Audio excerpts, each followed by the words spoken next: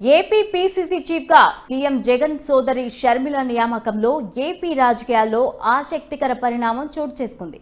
YCP అధ్యక్షుడిగా జగన్ ఉన్నారు. అయితే ఇప్పుడు ఆయన సోదరి షర్మిల కాంగ్రెస్ కు ఏపీ అధ్యక్షురాలిగా నియమితులయ్యారు.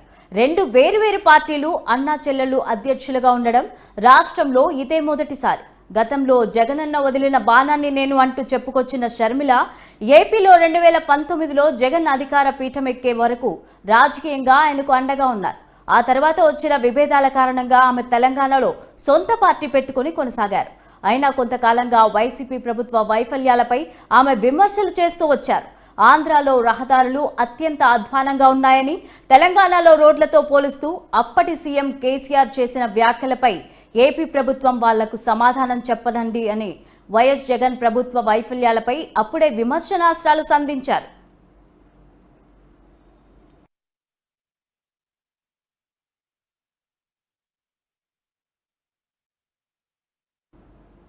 తెలంగాణలో ఉంటూ ఏపీలో వైసీపీ ప్రభుత్వ తీరుపై స్పందించిన ఆమె ఇప్పుడు ఏకంగా ఏపీ కాంగ్రెస్ అధ్యక్షురాలిగా నియమితులు కావడం ద్వారా జగన్ ప్రభుత్వాన్ని ప్రత్యక్షంగా ఢీకొట్టబోతున్నారు.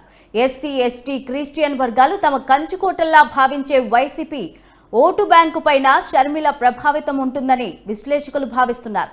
ఏపీలో పార్టీని పునఃప్రతిష్ఠించి పూర్వ వైభవం తీసుకొస్తుందని కాంగ్రెస్ పెద్దలు షర్మిలకు ఇటీవలే ఢిల్లీలో కలిసినప్పుడు చెప్పారు. దీంతో ఆమెకు ఏపీలో పార్టీ ప్రచార బాధ్యతలు అప్పగించాలని మొదట భావించిన వైసీపీని ఎదుర్కొనడానికి ఆమె ధీటైన వ్యక్తి అని భావించి పార్టీ ఏపీ అధ్యక్షురాలిగా బాధ్యతలు అప్పగించాలని అధిష్టానం నిర్ణయించింది. ఈ క్రమంలోనే ఇప్పటి వరకు పీసీసీ అధ్యక్షుడిగా ఉన్న గిడుగు రుద్రరాజుతో రాజీనామా చేయించారు.